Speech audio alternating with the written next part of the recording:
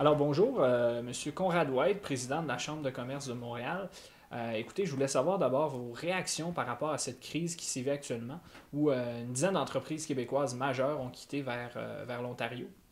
Alors bonjour Simon. La crise qui se déroule actuellement au Québec, je trouve ça très triste à dire, mais j'ai l'impression que c'est sans précédent. Moi, ça fait maintenant plusieurs années que je suis le président de la Chambre de commerce et je n'ai jamais vu une situation comme celle-là. Je n'ai jamais rien vu de tel. Et puis, malheureusement, je constate dans le marché des affaires et avec certains des business people que je rencontre, qu'il y en a d'autres qui ont aussi cette angoisse face à ce qui se déroule au gouvernement du Québec.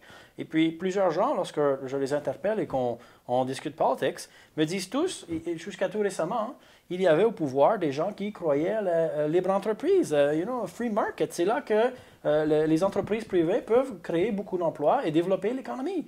Et maintenant, depuis le changement de gouvernement, plusieurs d'entre nous ont l'impression que ce n'est plus du tout la réalité, que des choses doivent être faites. Je connais beaucoup de gens des affaires qui ont une certaine dépression fiscale ces temps-ci. Et bon, vous, en tant que président de la Chambre de commerce de Montréal, qu'est-ce que vous comptez faire dans les prochains jours, prochaines semaines, pour un peu pallier à cette crise-là en tant qu'acteur du milieu économique?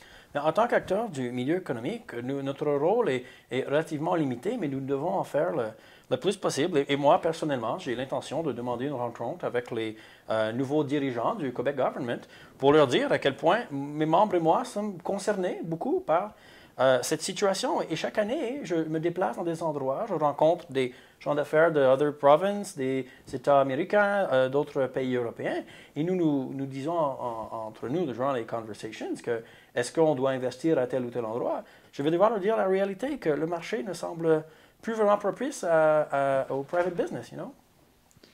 Et puis, alors, Monsieur White, dernière question. Je voulais savoir un peu qu'est-ce que vous demandez au gouvernement dans cette situation-là de votre côté. Mais moi, ce que je peux dire en tant que président de la Chambre de commerce, je souhaite que très rapidement, le gouvernement accepte de rencontrer les members of the opposition de Red Party pour que peut-être certains du Blue Government s'inspirent des réformes et des projets de loi qui étaient proposés par le Party Red lorsque eux étaient au pouvoir. Tout récemment, on me disait qu'il y a quelques jours seulement, lorsque les Red Party étaient au pouvoir, il y avait des propositions pour des mesures économiques pour améliorer les investissements au Québec, dont entre autres une qui était une flat tax. Et selon ce que j'en ai compris, il y avait des gens du caucus du gouvernement maintenant, du Blue Government, qui étaient en faveur de cette mesure. Alors, comment est-ce qu'aujourd'hui, le Prime Minister Pelletier peut ne pas considérer l'opinion de gens, même du critique du projet de loi, qui, lui, ouvertement, dans l'Assemblée nationale, disait que, oui, il favorisait la mise en place d'une flat tax. Pourquoi ne pas continuer dans cette direction? Je ne comprends pas. Alors, c'était une entrevue exclusive d'InfoPec. Ici Simon Dansereau pour InfoPec à Montréal.